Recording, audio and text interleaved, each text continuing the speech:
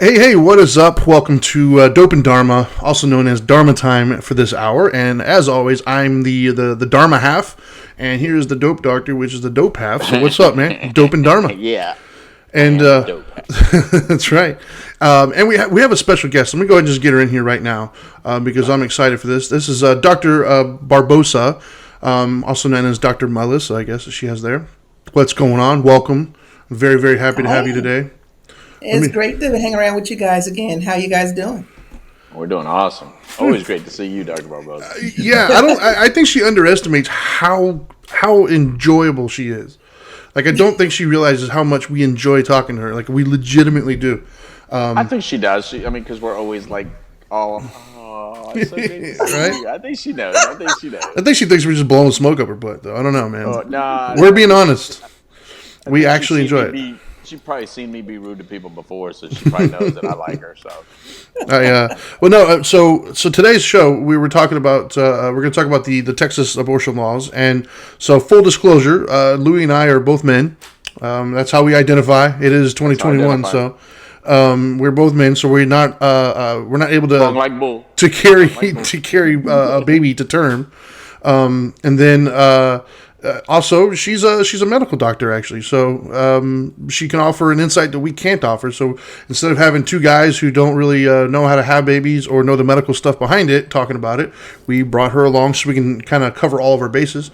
And I'm personally very excited to talk about it today because I think we can do it justice.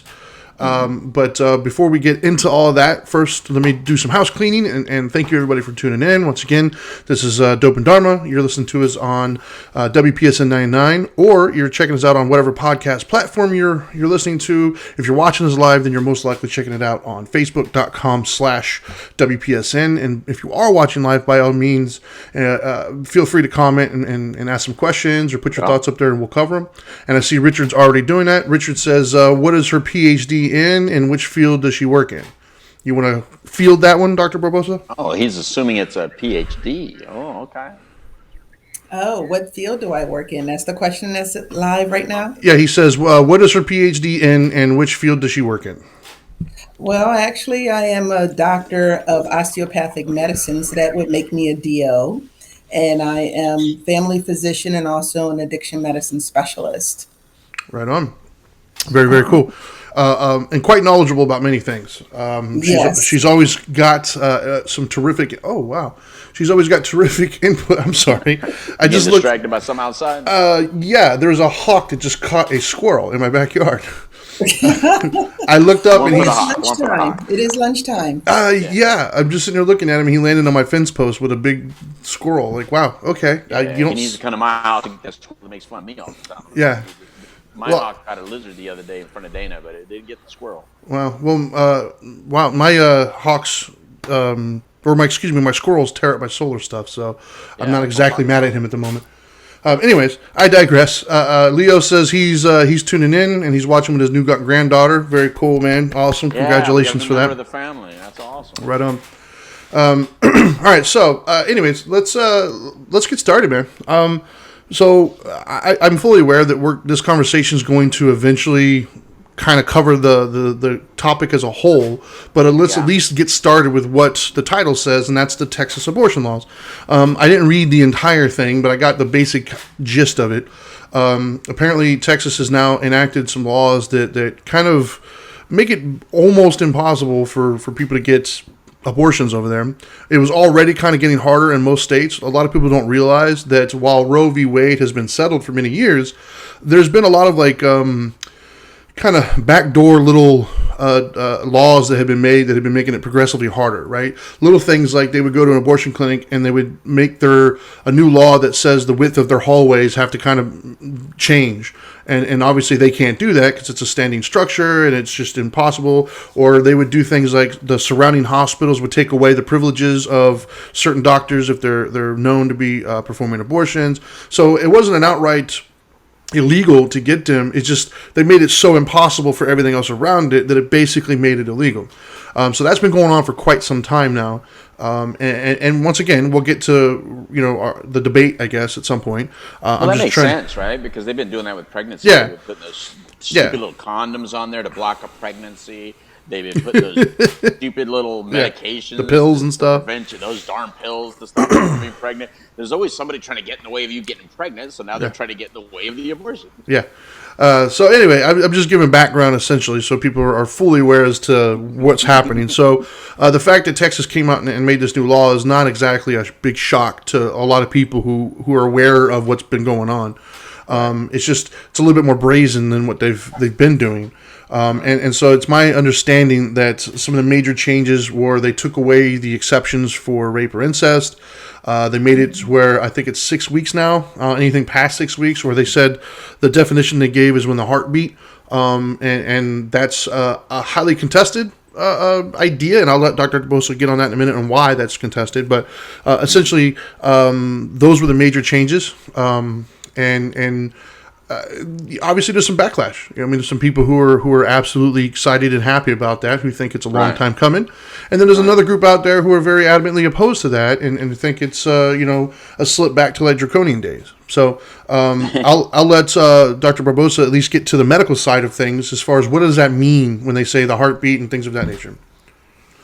Well, the whole thing is what the concept is that once the embryo has reached a certain point of development, which is typically where a heartbeat can be detected, is typically with after that first 6 to 8 weeks. Okay, but the catch all with it is that most women don't know that they're pregnant until about 6 or 8 weeks. Right. Because you have to account for the missed period, the missed menstrual cycle. Right. And oftentimes it may take 1 or 2 cycles to be missed in order for a woman to understand that something's a little bit awry. And then you're not even looking at it from the standpoint of women that have irregular cycles that are accustomed to missing their cycles every 2 or 3 months, and then having that understanding that they're pregnant. So it's a bit of a quandary because they're trying to base it off of the evidence and off of the science, but also understanding human physiology, and then we as humans, how we are able to understand what's going on with our own bodies as women. It kind of, they're trying to hold fast to this time frame when most women don't even know that they're pregnant at 6 weeks. Yeah, I want to give some, just from my own take on things, obviously as somebody who's never had a menstrual cycle myself. However, I do have a wife and I have daughters, and I can say what I've learned just from having women in my life that I've lived with. Your guys' body kind of does whatever it wants. I mean, we as a men, we have this misconception that it's like, you can time it on your watch, and that's not the case. I think there are some women out there who are lucky enough to have that. But there's also many that like it'll go away for like a month or two, and you have no clue, or it'll come early or it'll come late. I mean, it kind of does whatever it wants, and so I think that has to be taken in. It does have to be taken into account because when you also consider that there are a number of things that happen physiologically within women, anything can throw off a menstrual cycle. It could be stress, it could be anxiety, it could be a medical condition. So, medical condition outside of pregnancy. Right. So, because all these variables that are there in place, as I said, with women that are accustomed to having abnormalities with their menstrual cycle would not know if they are pregnant because they would just intuitively think like, oh, this is just how my body works. So the stringencies of this law that Texas has right now is not taking all those things into account. And correct me if I'm wrong, but aren't there some instances where women didn't even know they were pregnant until they were given birth? Like, aren't there some cases out there? Which sounds crazy to me as a dude, but medically it's possible, right? It is possible. For some women, and I've actually had a friend that went through an entire pregnancy not knowing she was pregnant. It's crazy. How's that even happen? How's that even possible? Well, and because there was some spotting all throughout, she was still having some semblance of a menstrual cycle, even though it was lighter than what she had anticipated. But going back in retrospect, and this was before I came into medicine and whatsoever, but thinking it back on retrospect, she was probably having some difficulties with the pregnancy, but because she wasn't aware that she was pregnant, that was nothing but the grace of God to keep her through that pregnancy. Wow. Did she just think she was bloated or something? I'm sorry, what? Did she just think she was bloated or what? Well, the baby carried very high, so she didn't even have, much of a showing. I mean, Wow. That's for all of crazy. us, none of us knew that she was pregnant. She was a Wow. very, well endowed woman, so she was very top heavy. So everything, looked as it did. I mean, her mother didn't Right. even know. This Right. happened when she was a teenager, so it was just kind of like no one knew until the baby actually came. Wow. Right. And the wild part was that she had called and she was like, I need help. And when I come to her house, there's a baby. I'm like, what the heck? Yeah, you need a little Wow. help. That's crazy. All right, so we have our first medical question, I guess. Richard says, in her medical opinion, when is and he put in quotations, the cluster of cells a human child? That's what he's asking in your medical opinion. And In my we're medical, already getting into it, so let's just go ahead.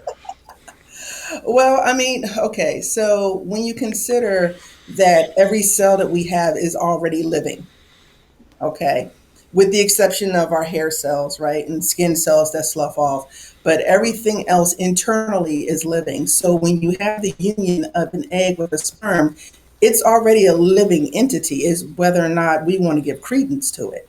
But because it has the ability to replicate and to divide and to continue to morph into what it's becoming, it is living. It is a living entity. Right. So, I mean, beyond, and that's just looking at it from the basic standpoint. Sure. Cancer cells are living. Cancer cells will replicate and divide and continue, and it is a living entity that's feeding off of the host, which is the individual that has the cancer. But when it comes to pregnancy, yes, it's a living entity because it is feeding. It is being provided nutrients because it's growing, it's replicating, it's changing. But And is it a so, child? I'm sorry, But is it a child? is it a child? Right? Yeah. Because I I think mean, that's what's the the definition? What's the that. But definition I think that's the of a problem, right? child? Um, Yeah, I I think that's mean, the what's the issue, definition of right? a human? Yep. I think that's where we get in the weeds on this. I think that's where Yeah. it starts to get hotly debated. Is different people. If you're looking at it from a medical standpoint, different people have different definitions as to what is considered life, what is considered a child, Right. things of that nature. Because Right. I'll say, and once again, as we get further into this, I'll share more of my own thoughts and experiences. But just from a face value thing, I think that like before I had kids, right? I had a friend of mine, and he said that he had 3 children, but I've known him for years, and I knew he only had 2, and so I didn't understand what he was talking about. And then he said that they had a miscarriage, and so for Yeah. him that was the death of a child. And Right. for me, not as a father at the time, and I was relatively young. I was in my early 20s, late teens, and Yep. I couldn't understand what he was talking about. It didn't make any sense to me. I was like, dude, what are you talking about? It wasn't your kid. Like it was, and obviously now as I'm older and I've got kids, it makes complete sense to me on how that would feel like a loss of a child, even though it wasn't birthed yet. And so I think that's where we start getting the weeds. Is it's a very emotional thing. It's a very personal thing for a lot of people when it comes to these definitions.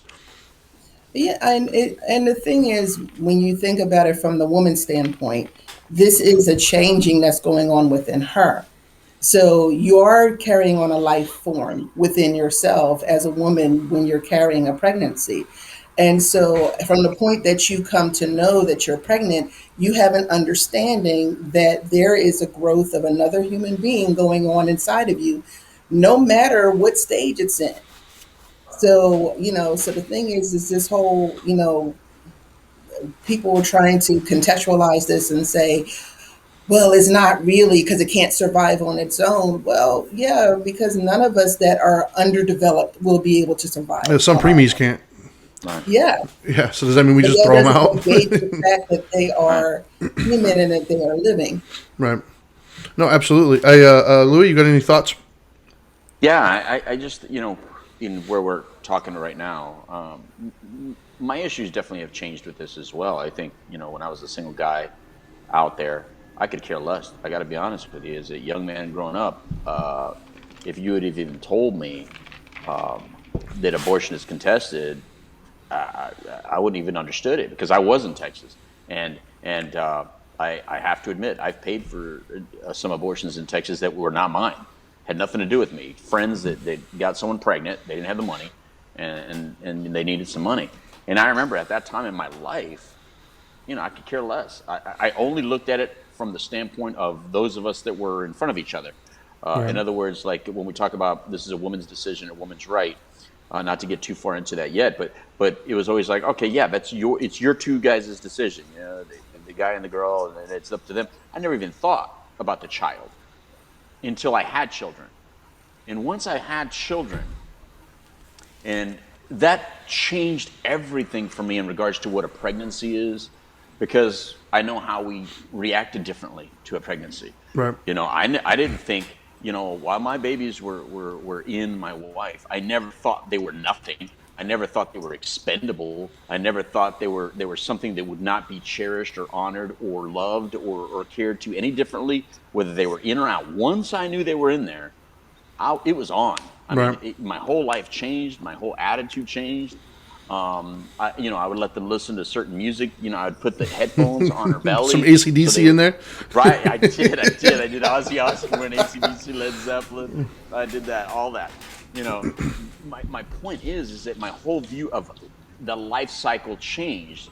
I no longer looked at it from a selfish, I don't want it to affect my life, or Right. how is this going to affect I looked at it like, that part is done. We made a decision already. We made a choice already. Yeah. The choice was protect the sexual contact to the point to not put yourself in this situation. So when I used to hear pro-choice, I only used to think choice after you were already pregnant. Right. But once I had children, when I hear pro-choice, I think, well, you had a choice to use condoms, to be on the pill, to do other protections. And let me tell you, and let me go further into that, because also, when I've been involved with different, projects outside of, in the real world, in regards to like, can you build here? We had to check for like animals that just had nests. So for instance, we go to the beach, right? I live on the beach. Right. You go on the beach, and there's actually rules and laws against you disturbing the eggs of a turtle. You cannot go stomp on those eggs of the turtle. You can't Right. go, hey, eggs of a turtle, you're not a turtle yet, so it really doesn't matter. No, those eggs, once they have been fertilized and put in the sand, are protected. Exactly. Yet, the same people that would protect those eggs of the turtle say, if the egg is fertilized in my belly, I can destroy that.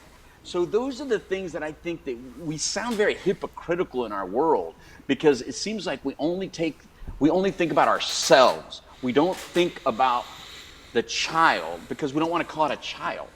Right. So I Yes. understand Richard's question, because we don't want to call it a child. Well, then Yes. that's not a turtle then. Let's go stomp on some egg turtles, on some turtle eggs, and let's see if we can get this conversation to where it really needs to be, because that is the truth. And I'm not trying to say, or I'm not trying to be like argumentative. And I also don't like the fact that because I'm a male, I don't have a voice, because an egg is nothing without a sperm, nothing. So I've never liked the idea that as a man, for some reason, I have to be castrated from the conversation.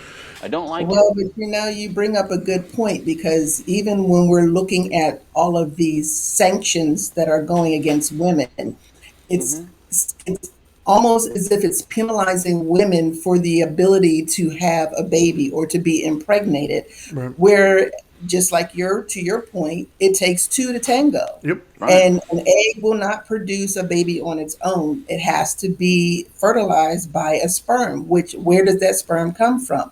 Unless there's a supply somewhere that she has that's in the freezer thawing out, ready with a turkey baster waiting, I Right. doubt she's doing self-insemination. And Yeah. so all of that to say is that there has to be responsibility and onus on both sides. Now, we've been good at trying to hold women accountable. All of these sanctions against abortion and abortion rights and pro-life and pro-choice, and everything is stratified all towards the woman. But that conversation never comes back to the male side and the male point of view, in which it should. It Because should. if you Yeah. can lay down with one another and make that active choice, just like you said beforehand, and the male is against all those choices of being able to be protected and not reproduce, then the onus should not be left to the woman to make this decision on her own as far as what the outcome of that child is going to be. Look, I got to be honest, Dr. Barbosa, and I know, Trinity, you're about to say something, but I got to throw this out there. I got to be honest. If I would have been ever with a woman that I knew was pregnant with my child, and she told me it was 100% her decision to make it because it's in her body, I really don't know how I would respond to that. Yep. And I feel for any man out there that's ever had to sit there and watch that occur or let that happen, all because for some reason our population can't understand that it does take two to get pregnant. Mm-hmm. And I should have a voice in the fact. Now, I've never been in that situation, so I'm not trying to fight for that. I'm just simply saying that I don't like it that it's only a woman's issue when that's not. We say follow the science and everything. Well, then you're not following science. See, you're completely disrupting science if you think it should only be a woman's issue.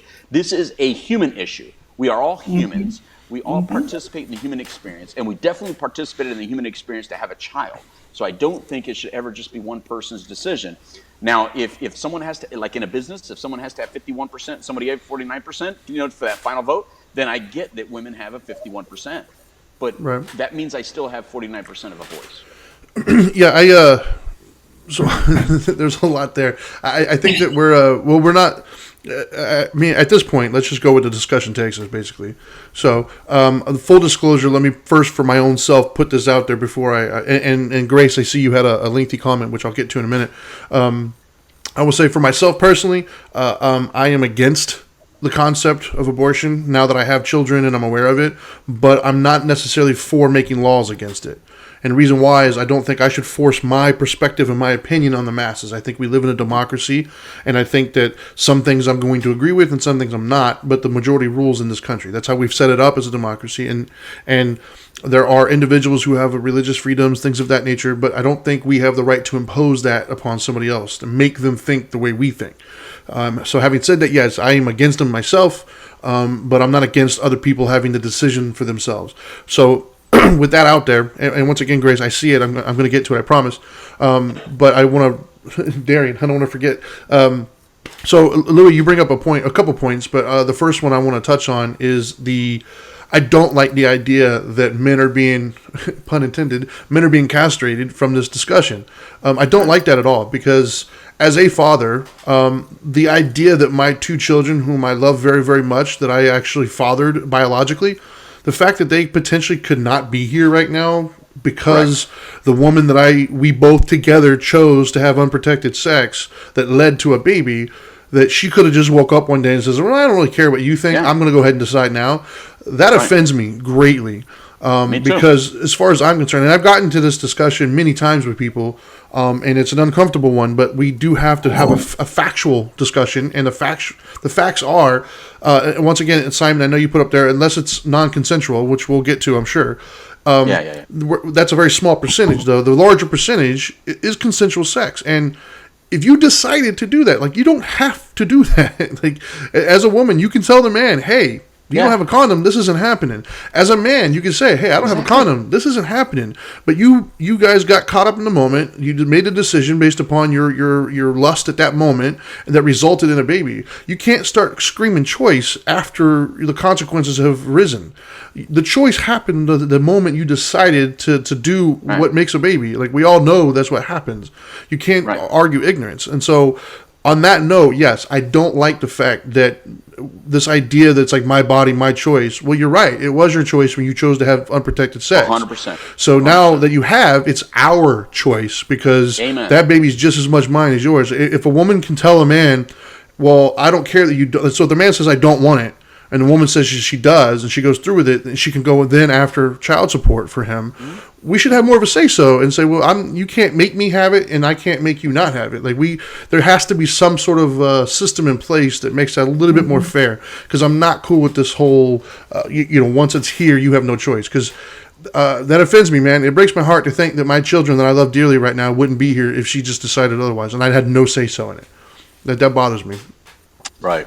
Let me go ahead and read. There's been a lot of comments, so let me. I think that's what makes the whole abortion thing difficult. Yeah. Besides the faith issues, the sure. religious Back. Sure. So Grace said, and first of all, Grace, awesome seeing you. I haven't seen you comment before, so welcome. She says, government has no right to determine our choices for us, and that includes banning abortion. I lost 4 babies / pregnancies, all not by choice, but one of which was a second-term abortion. My baby was dying inside of me and circulating toxins that were killing me. It was very difficult for me to find a physician willing to perform the procedure. Banning abortion will lead to barbaric, old-time ways that can cause further unnecessary medical complications and even death for the pregnant woman. This, on top of the psychological and emotional trauma created, is a nightmare that only keeps us in a state of separation and judgment. She followed that up with, until the person who is making the decision for our country can carry a pregnancy, lose 1 or 2, and birth just as many, then let's keep autonomous choices open and banning closed. And then I like everything except for that last part. That last part I don't think is relevant. And then Simon followed it up with, unless it's not consensual, which, like I said, we'll touch on. And then Richard said, I will agree with as soon as you can get pregnant without a man. And then Simon says, saw an interesting article interviewing the woman who was the actual baby at stake in Roe v. Wade. She was eventually adopted, but knew she wasn't wanted. So, yeah, I think that brings up another interesting topic that I've always found interesting, is it seems like, there's, I'm not going to be hyperbolic here, but it seems like there's a very large percentage of people who get really invested and really involved when the baby is being is still in the womb. But once the baby's born, it seems like a lot of people kind of start to distance themselves and say, well, that's, because we have a lot of kids who need to be adopted. We have a lot of like homeless, youth out there that we then change it to like, well, you had every opportunity I did, and you should make something of yourself, and not really recognizing, as Simon said, what if you're born into a home that you're clearly not wanted? And they couldn't not have you. And that's why I'm not exactly against the law itself. I'm against abortions personally, but I understand logically. We did a show, as a matter of fact, our top viewed show many years ago, or like 2 years ago, I think now, had, I don't know how many thousand, 10,000, 11,000 views, was Gabriel Fernandez. And Gabriel Fernandez lived probably the worst life I've ever heard in my entire life, like stuff that I couldn't even make up if I tried. And so to think that poor little baby might not have had to gone through that had the parents had the option to say, I don't want to do this, or they didn't have the option, that boggles my mind. Because there are atrocious families out there who treat people poorly. And Louis, I know you got a really good opinion on this. I know. Yeah, because it sounds like euthanasia. It sounds like euthanasia. So I can go downtown and see a homeless person that I think is living a horrible life, and be like, hey, because let me just put this person out of their misery, because they don't have a chance in hell, and they're going to live like crap the rest of their life. Sure. It's still euthanasia. I mean, once they've been birthed, makes this such a hard. Yeah, that's what makes this such a hard topic, because it is. You have the stories like that we just heard Grace say, which that makes sense. So there's this medical opinion, and there's this thing that makes medical sense, right? And then there's the understanding: is it a life? Is it a life, or is it not a life? And so I think that also makes sense. I think that how you always say, Trinity, the two things can be true. Yeah. Can we just not agree that is a live person, but yes, there are medical issues that would require some sort of intervention? I think that we can get to an understanding with that, because I also feel that if I was, some point in my life that I felt I'm too medically ill and I would like to go out the way I want to go out, I also agree with that. I should be able to Dr. Jack, maybe. Yeah, I also should be able to leave this world how I want to leave, should I have a medical condition that's going to get a lot worse. And so I'm one of those people that is a little bit more open to looking at these things from a medical perspective, but also a spiritual perspective. I don't like that people just simply throw out some of these factors and just cannot call it a life, because if they say that, then it sounds like murder, but it is murder.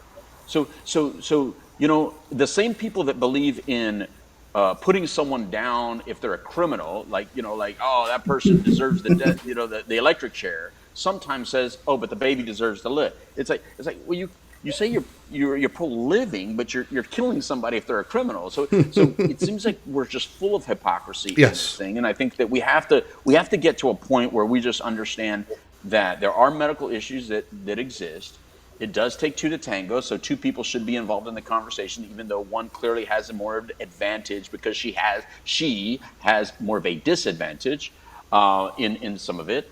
And then yes, there are things about a life source, and once something is alive, regardless of what stage of life it is, it should be protected by our politicians who may not be able to carry a child because they're in charge of the politics of our structure of life. So yeah, they should have a say so because we have to I might want to go slap somebody, but you know what? The government doesn't know why I wanted to slap the person. I could think, well, they don't know this is my household. If I want to slap this person in my house because they came into my house and disrespected me, I should be able to do that. No, no, no. The government sets up rules and standards that are into our lives and into our personal decisions for the better good of everybody. So I do understand why politics gets involved. Sure. Anyway, Dr. Barbosa hasn't spoken in a long time. I'm sure. Well, I had a question. I had a question for her. Actually, I'd like to get your thoughts on. We one of the things that we said earlier on that I'd like to get your thoughts on is why is it, do you think, that when we start talking about the whole pro-choice, pro-life question, we seem to skip past the original choice that started it? Why do you think that is? Because okay, I think about it from the standpoint is that we don't want to be responsible for the choice that led to Right. the ramifications. Okay, so once we get to I mean, think about it. Think about it from the perspective of your kids, right? When your kid does something and they're about to get in trouble and you're discussing with them what were their choices, they don't understand that it was a choice for them to get in trouble. Right. Yeah. Nope. Right. Okay, they made the choice that led them to get in trouble, to do the bad thing that caused to have now this continued conversation that's going to lead to some other conversations going forward. So we don't want to look at us from that standpoint. We want to just deal with, okay, this is a problem. The woman is pregnant, and we want to deal with X, Y, Z, and ABC. So now we're talking. Then we get into all these, these extended conversations about pro-life, pro-choice, but it goes back to the original choice. The original choice is that, okay, these two individuals got together and chose to perform this act that they knew would procreate, they could procreate and create a new being, a new life out of this action. But because of the selfishness feature, just like what oh gosh, I'm sorry, just like Louis, just to dope doctor was like Louis was alluding to. you It's just forgot that my we don't name. want to. Wow. Yes, right. I'm like in the middle of all this. So, in the middle of all this, it's just we don't want to own up Yeah, I to agree. those initial choices.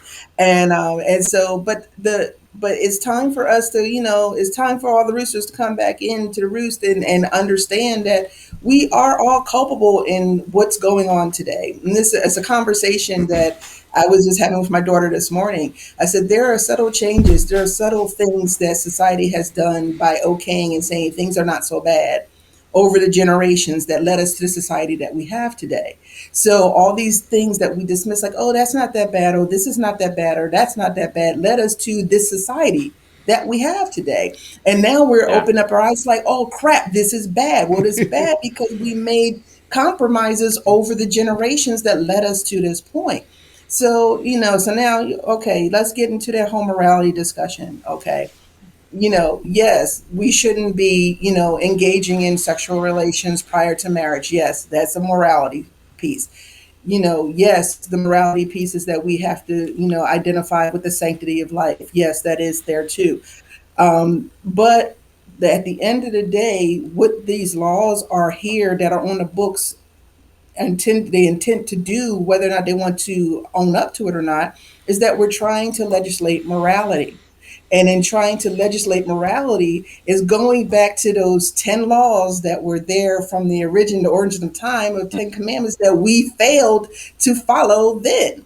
So if we failed at following 10 commandments, then why are we going to expect that we're not going to fail at this whole topic of dealing with Mm, abortion? If we interesting. don't go back to the original context of what life is all supposed to be and how we treasure that from the beginning, first it starts with us treasuring our own lives before we can protect other lives. But if we don't even treasure our own life, as who we are as individuals in this earth, then how are we going to be able to be crusaders for other lives that are more vulnerable, that don't have a voice, such as this conversation, to have someone stand up for it? So, because we are not doing that groundwork, that foundational work from the beginning, we now have to put laws on the books to try to help legislate to make Right. people act right, but we're not teaching them how to be right. Couldn't Right. agree You know, I 100%. love, Yeah. I love what you're saying. You know, here's what I'm thinking, Dr. Barbosa. Tell me if this is even something that's even possible. You know how there's medication now that I keep seeing on television. Apparently, there's a medication that if you feel like you're at risk of getting HIV, that you can take this medication on a regular basis Yep. because you feel you're saying to yourself, I engage in sexual activity that puts me at risk. So because I know that I engage in sexual activity that puts me at risk of getting HIV more than everybody else or some other people, I'm choosing to take this medication to then always be there as a guard for me.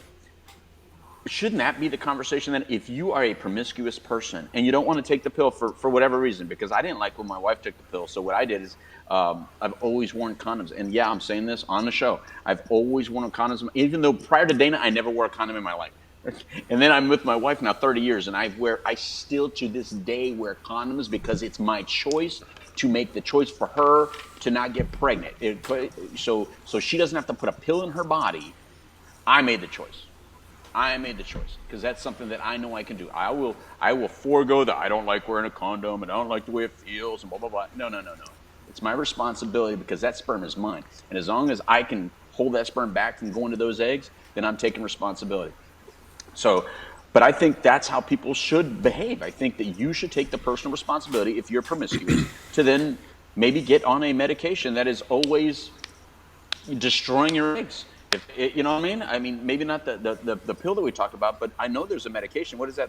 The after, what is it? Plan Yeah, B? they No. call it Plan Yeah. B. Yeah. Yeah. Because apparently Plan A didn't work because you got drunk. So Plan B might. No, I'm kidding. Plan A was apparently saying no. Just say no. And then when Plan A doesn't work, then Plan B jumps into effect. I just love that little by little. Well, I don't love it. I'm being sarcastic. I don't love that little by little we are taking away responsibility from our culture and putting more of the responsibility and the onus on other people. And that's where we get into these arguments with each other that really we all agree in pro-choice. I just believe that the choice comes before the sexual activity than after the sexual activity. We all believe in pro-life. We just disagree when the life is actually a living thing. You know what I mean? So it's these little words, we got to get rid of them because I don't think that they're well applied. I'm going to touch on something real quick, too. And I think, I'm not really sure if I understand what Simon put, but I think this touches to that. Simon just wrote 18% of pregnancies aborted, 51% heterosexual couples where other means of contraception failed. Let me touch on that for a second. I don't believe that at all. Well, I think I know what he's getting at. I'm not really sure, but so in my situation, right? Back when I was with my now ex, who's the mother of my children, my daughter, I found out the hard way that apparently antibiotics reduce the efficacy of certain birth control pills. Yes. I didn't know that. Control, Yes, I didn't know that. So at the time, my ex, she was on birth control, and next thing you know, I'm pregnant with a daughter. And so I was like, well, wait a minute. And then turns out that's when I found out that antibiotics reduce the efficacy. So in theory, under a lot of people's mindset, I could have very easily said, look, I've been taking things to prevent that. And so it happened, so I'm in my right to then terminate that pregnancy because I've already established that I'm trying to avoid that, and it was a misnomer that it took place, right? I did not do that, though. That was actually my first child, and it never occurred to me for a second at that stage of my life to do that because at the end of the day, we all knew that, and I didn't know antibiotics did that, but I knew it wasn't 100%. I knew it was 99 point whatever. And so it's much in the same way. The way I try to explain to people is, like, I speed. Louis knows this. I drive fast in my truck, right? I even got radar detectors and things of that nature to help me with that process. But I've been pulled over before. And when a cop pulls me over, I don't yell at them. I don't get mad. I don't get upset. I don't start saying, oh, don't you have real criminals and all stuff. No. You know what I do? I take it. I say, thank you. Have a nice day. And I go on with my day. Why? Because I chose to break the law. I chose to do something. And while I take, precautions of, I try to be aware. I try to not do it around, other people. I try to get away. I do all these precautions. But I'm still technically doing something, so I have to own up and take the consequences, right? And so your device is your condom. Is that what you're saying? Your speeding device is your condom? Well, it was birth control, right? She was on birth control and it failed, and so I could have very easily said that, but I didn't, because at the end of the day, like, I'm not going to end something. Like, I'm not going to tell my daughter, like, you're not going to be here because, well, I just didn't want you, and so that's why I personally am against it. But I think that. I can't make that decision for other people, basically. But I agree. I think we as a society, and it starts with us at home, and I do it with my own kids, I think that somehow we've gotten to this idea where context means more than the outcome. And I think that we've and rightfully so in certain instances, right? Like when you go to court and things of that nature, context matters. That's the difference between self-defense and murder. Context. This person was coming at me. Yeah, I ended their life, but they were trying to... So context does matter in many instances, but it's not the only thing that matters in every instance.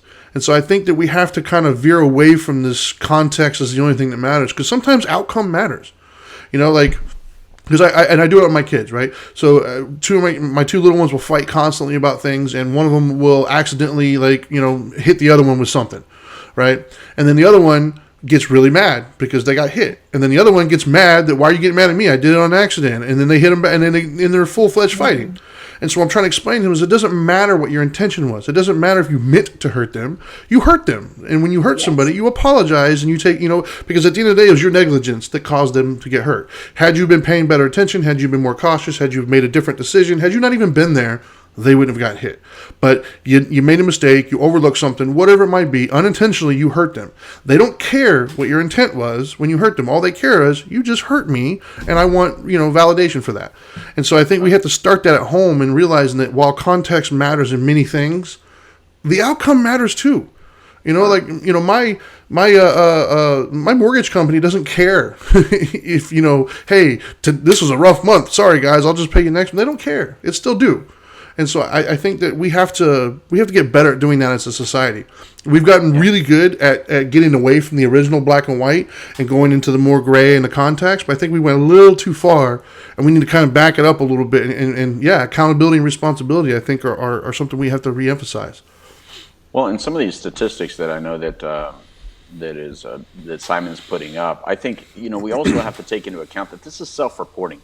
So if 51% of the people are self-reporting that they were using contraception, we have to know that we do get lied to for a living as medical professionals, as treatment professionals. I mean, there are people that do not tell the truth. I know when my doctor says, well, are you exercising? You can lie. And then they always know you're lying. But they go like, okay, they're still going to write down your answer. Like a physician is going to write down your answer. So if they ask you, were you using any form of contraception? And because you feel, embarrassed that you're in this situation again, and you're seeing that doctor again, then you're probably going to, yeah, I was this time. Yeah, I was. I've had, I don't know how many guys that I know said, oh, no, I did, dude. I wore the condom. It just broke. The condom broke. The condom broke. Or I've been using condoms for I'm an expert at using them, apparently, because not happening. There's other things that can happen, but you're fully aware of it. Like if you already went and you wanted to be Mr. Strongman and you kept going with the same condom thinking she's not going to know that I already went, well, brother, guess what? Now you're probably not the same size you were when you first put it on. So now you're subject to leakage, or maybe it might fall out inside her. So there's other reasons why that might happen. Right. But this condom breaking, dude, we used to see Howie Mandel put a condom on his head. Yep. So I don't know what you guys are packing, but apparently I'm not packing anything that's going to make a condom break, because that ain't happening like that. How about use some get it nice and slickery. Make sure that she's ready for you, instead of there's other things that can be done. There's gels, there's creams, there's what is that one?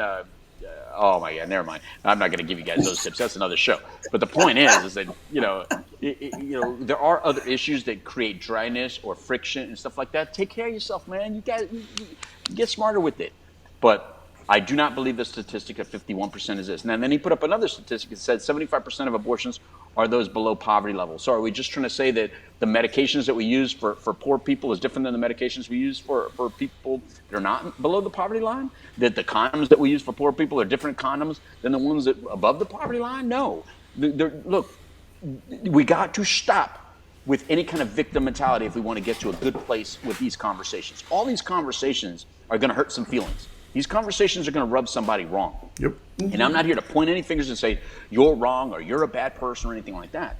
But we just have to be ready to get our feelings hurt in some of these conversations. And responsibility is that kind of conversation. As soon as we talk about personal responsibility, we instantly want to protect the person that's being accused of something, and we feel bad for them, or you want to defend yourself because you're the one in the hot seat at the moment. I've got another one. Oh, go ahead.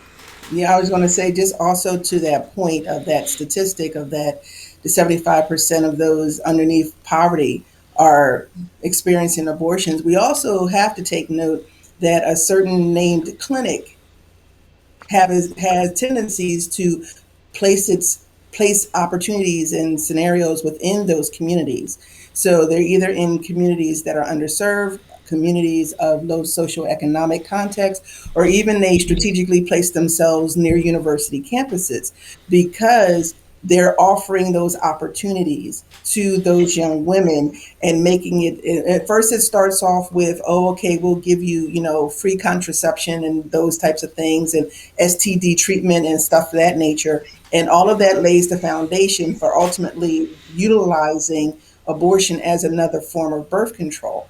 And that's why you see abortions higher in certain groups and certain populations and certain socioeconomic contexts because of the whole aspect of the wide range availability due to this clinic that's strategically placed in these communities. So, there's a lot of things that's behind that too. That's another discussion for another day. Yeah. But well, I do have a credence behind that, and it's not painting victim, but you have higher inflated numbers because you have accessibility in those communities where they make it as a part of that, basically a part of that community. We're doing a community service, we're educating the kids in the schools, we're doing all this stuff, and we're giving this as a viable option, as an alternative. But to Louis' point, unless we can get to that place where pro-life and pro-choice is before the act, because after the act you're pro-reaction. Yeah, that's all it is. Exactly. It's pro-react. That was the comment of the day right there, man. That was a tagline. Is pro-react because you had those choices of life and choice from the beginning. Those choices are always there. After the fact, you're pro-reaction, and it's all depending on what your reaction is going to be in that moment. So, I have a novel concept, and Dr. Barbosa, you actually touched on it much earlier, but none of us really took it and ran with it. So I'm about to. So there's a novel concept that I try to teach my children, right? And I know it makes me like a dinosaur, but I still do it anyways, and I hold steadfast to this concept. There's nothing wrong with avoiding premarital sex, right? There's nothing wrong with that. It doesn't mean make you less of a person. I know it's not the cool thing to do, right? And it's not the macho thing to say of like, no, man, I'm going to, and I'm guilty of it as well, However, in my age now, when I got kids and I look at, all the facts, not just my own myopic thing, when I look back, do I think that made me better or worse? Do I think that really helped my life or hurt my life? If I'm honest, it didn't really help my life. It helped my ego, but it didn't help my life. And so, I look at all these. I look at the repercussions of premarital sex, essentially, right? And some of the repercussions that I see is oftentimes we go there when we're not emotionally ready for it. It comes with a lot of different baggage and things of that nature. It leaves a lot. You're more likely to be a single parent afterwards if you weren't already engaged to be married or whatever. So I don't see a lot of positive stuff coming from that. I'm not saying not have relationships or not have love and things. I'm just saying the actual act of sex itself, and I never thought in a million years I would say these things, right? If you knew me in my my 20s and 30s, I would have laughed at you. But as an adult, when I talk to my kids, I'm like, you know what? I understand it now. It makes sense because I have a 17-year-old right now, and I swear I talk to her every day. It's like, dude, don't just wait as long as you can. Raise the bar for them. You know what I mean? Like raise that bar and say, look, I have certain qualifications. If you don't meet it, it's not going to happen. And why? Because I look at her and I love her dearly, but she's not ready. Like it's mentally with all the intricacies that come along with that and all the different, you're not ready. You're just not. Yeah. We all think we are because we think it's just a simple act, but we don't realize. As adults, we realize because we've been there, done that. But at that age, you can't comprehend the complexities of the world that you just entered into, because it changes everything. And that's what I tell my kids, and that's what I've told other young kids that I've mentored. I explain to them all. I said, look, dude, right now it's on your mind, but the second that happens, that's all that's on your mind. It governs every decision that you make is governed based upon that. You don't think so? You won't even think the things that you're doing, they are. Trust me. It all revolves around getting more. And it becomes a distraction. And so now when you're focused on that, you're not focused on being the right person. You're still looking for the right person. You're not being the right person. That self-growth and all, it just takes a back seat. And the more success you have, the more of a back seat it takes. Because why? I'm being successful. So I think that we as a society, we have to maybe look at things a little bit differently. And even as adults, we need to be okay to come out and say, yeah, it's probably not a good decision.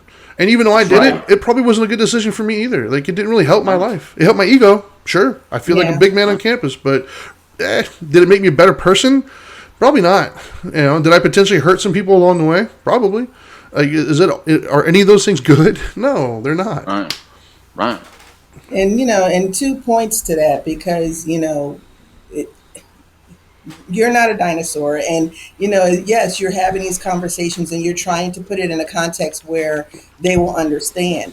And the thing is that when we understand that the whole act of sex was supposed to be the unification of two souls within the confines of a marriage, it was the union of two people, then when you think about the premarital stuff and stuff that goes on haphazardly, you're developing a union with each individual that you sleep with, which means you're taking away a piece of them every single time. And so every time you sleep with a different person, you're taking away another piece from someone else, as the same as you're giving that away. And it causes confusion, because now when you do find the one, that relationship is not so pure, because there's comparisons from the past that then comes into the relationship. And so, and even if all those previous situations were not good situations or ideal situations, you're trying to force the one that you're with to live up with those expectations, which then now puts a different stressor on that relationship, especially when you talk about marriage. Again, another topic, another day. Sure. But but when you initiate those things within adolescent years, when the brain is still developing and they're still understanding, not even really understanding their feelings and things of that nature, it's definitely a confused milieu for all of them to be involved in. And they can't process that because the brain hasn't matured to that point to be able to process it, which then internalizes into all of these self-esteem issues, the anxiety issues, the body awareness issues, all of those things. And it's not just females, it guys too. And then they have to live up to certain expectations of, am I, do my peer set think that I'm cool? I'm in a car right now. That peer set. That was that mom voice is what that was. Yeah, you saw that flip? Yeah. And so, it's dealing with all those issues at hand. And if you don't, and because they're so young, they're not able to handle it, which then can then internalize and then develop into mental health issues going forward. And is setting that stage for dysfunction in that young person going forward. That's point number one. Point number two is also leading back into the comment that Grace had made earlier. After you've made that decision, or you have been, have gone through the situation of an abortion, yes, there's a lot of psychological trauma that comes with that, women bear alone for the most part, because even if the male was involved, maybe the male may have been involved too. Here's the money, you go on and handle your business. That's the last of their situation. They really don't have the fullness of that Yeah. investment as the woman does, as she goes through, goes into that clinic, has the procedure done, and then realize in the aftermath what she has done, and then come to the gravity of that understanding of, I just, like you said, for all intents and purposes, it's murder. So for all intents and purposes, I just murdered my child, All right. Yeah. and all the ramifications that come from that, and all the support that has to come in the aftermath, because we're not good at that piece either. We're not good Right. at that psychological piece No. on the back end of that. And so you have a lot of women suffering in shame and fear and guilt, and they're suffering in silence simply because they don't have that support. And And I so think we it's gotta important at talk this about time. it from both I'm sorry. sides. Because I've said a lot of things today, so I want to also talk about that little piece real quick that you just mentioned, Dr. Barbosa. Um, I don't want any of you out there that ever had to make that choice, for whatever reason you made that choice, um, to feel bad about yourself because of it. I don't believe in looking backwards. I don't believe in driving backwards. I don't believe in that. I want you to look forward. I want you to think about moving forward. But instead of taking from that experience, going back and just simply focusing on protecting another woman's rights to make that same decision, think about what Dr. Barbosa just said, and think about how there was no way to predict how you were going to feel after doing this and going through it. So protect yourself now, get some help, talk to somebody about it so that you can even understand how you're feeling about it now. Because right now, maybe that's displaced in another way. You might be drinking more. You might be using drugs more. You might be hypersexual. You might be non-sexual at all. How is it affecting you? I don't know. But I would find it almost impossible for it not to be affecting you in some way, shape, or form if you had to go through that. Well, and let me take the word had out of there. If you went through that experience. If you went through that experience, more than likely you're suffering some sort of psychological issue from it that mild or major, it doesn't matter. It should still be addressed. Yeah, I actually saw it firsthand. So full disclosure for myself, even we were in I was my late teens, like 18, 19, something like that. It was my first girlfriend, and we found out she was pregnant. We were not ready. We were not in a good spot. We were kids, man. Like, we were kids, and for all intents and purposes, we really had no business doing what we were doing, let alone bringing a life into the world. And so we talked about it. And the decision was made to go through with termination. And I was there the entire time, the entire process. I showed up to the place. I was there the entire time.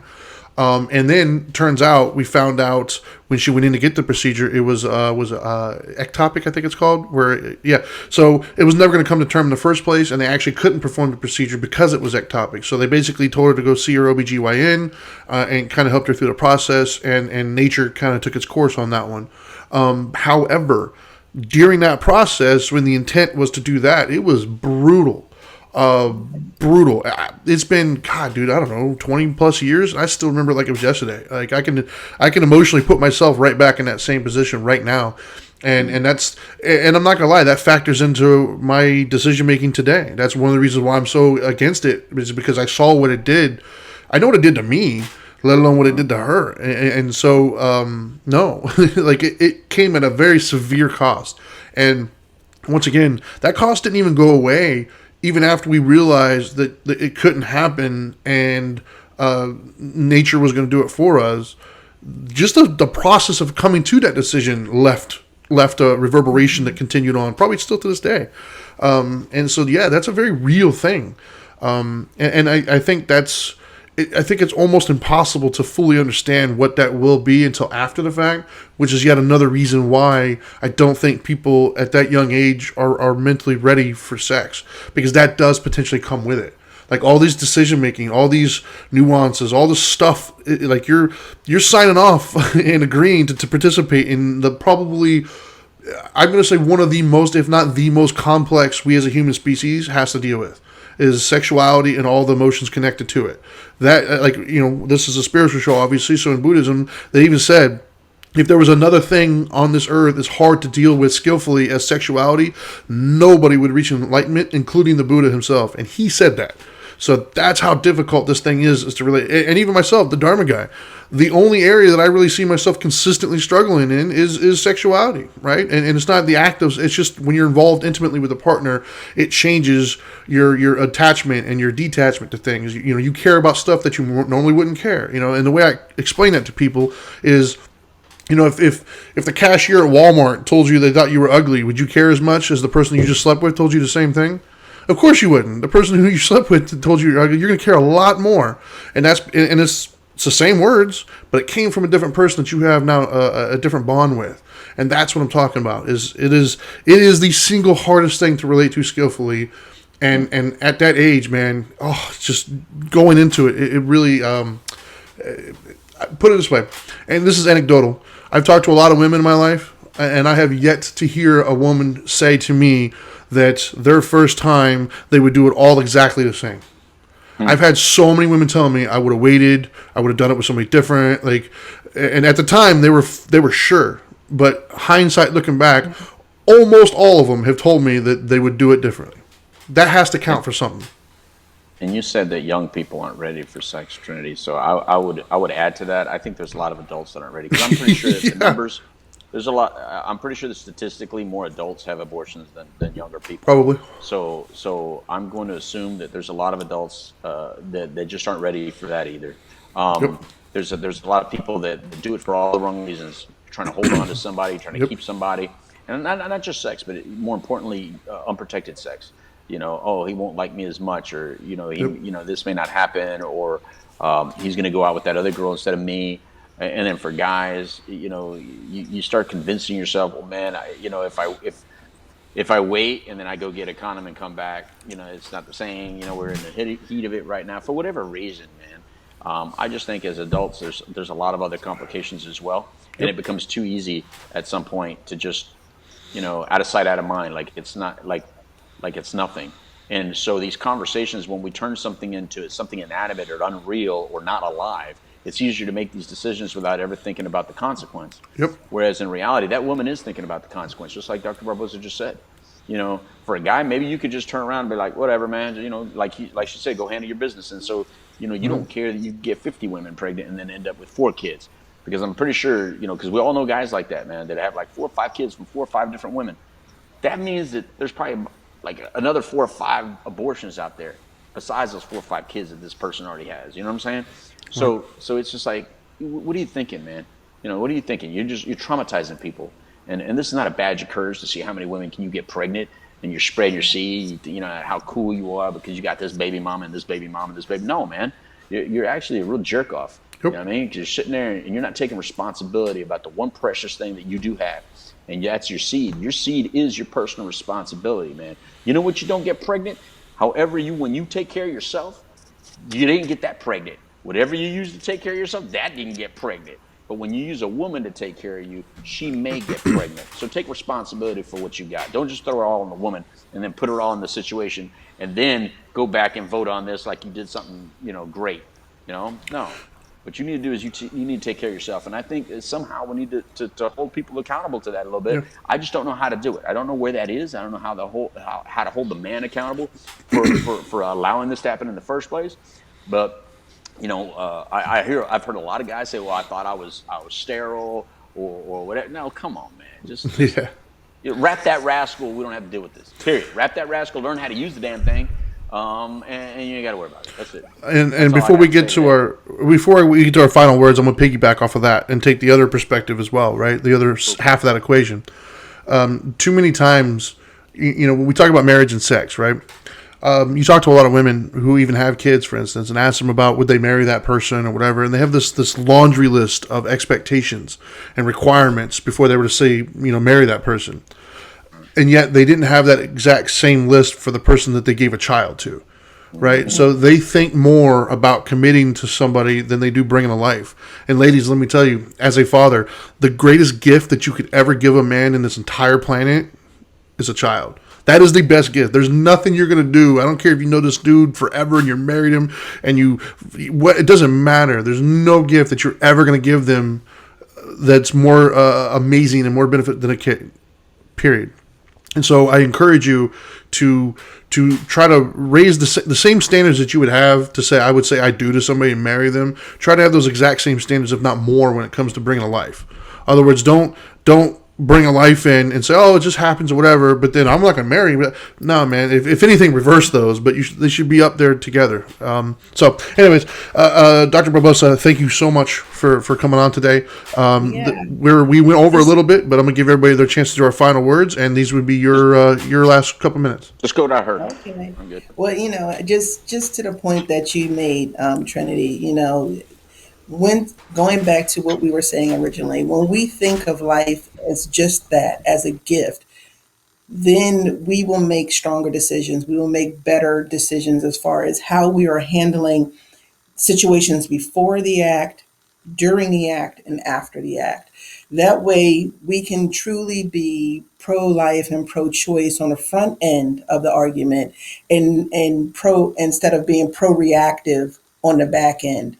And so, at the end of the day, wherever you stand in this argument, we just have to come back to that final context of life is a gift. Life is a present to each of us that we as women have the ability to carry, that men and women together have the ability to create together, but understanding that life in and of itself is a gift that we should hold, to the highest regard, and understand that whatever we're doing, that we hold that life in its sanctity, which is the gift that it was given to us, and make those decisions not lightly, but just really making sure that we make those decisions thoughtfully and with great care.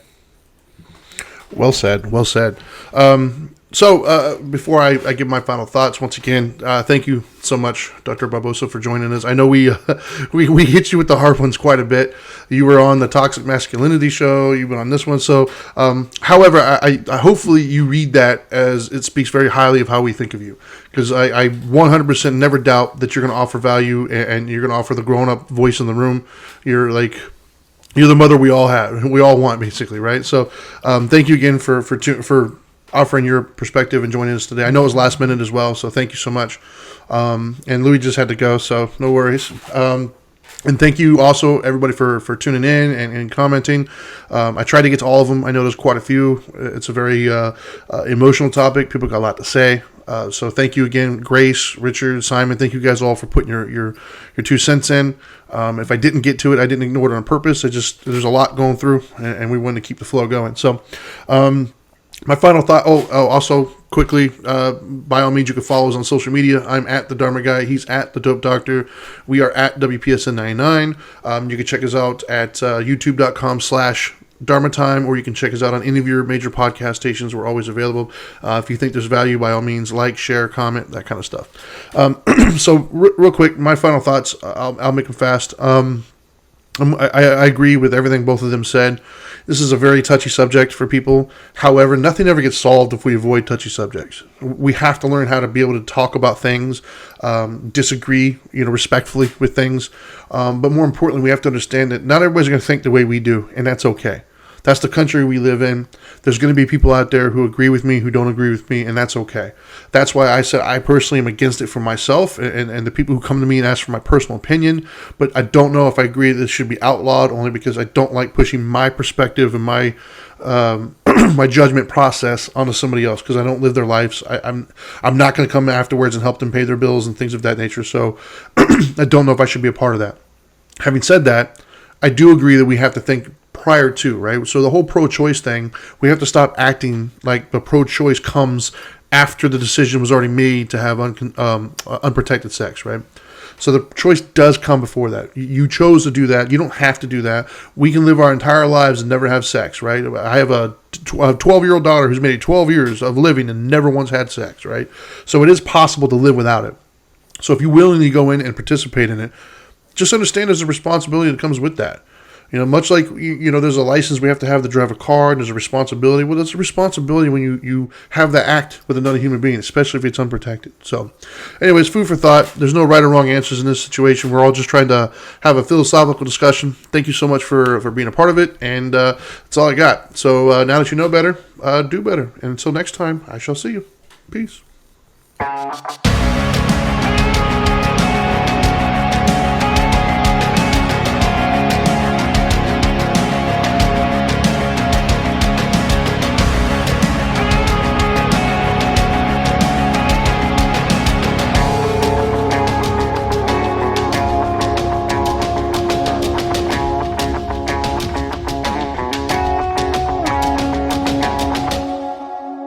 Are you still here? What are you doing? I told you, go do better.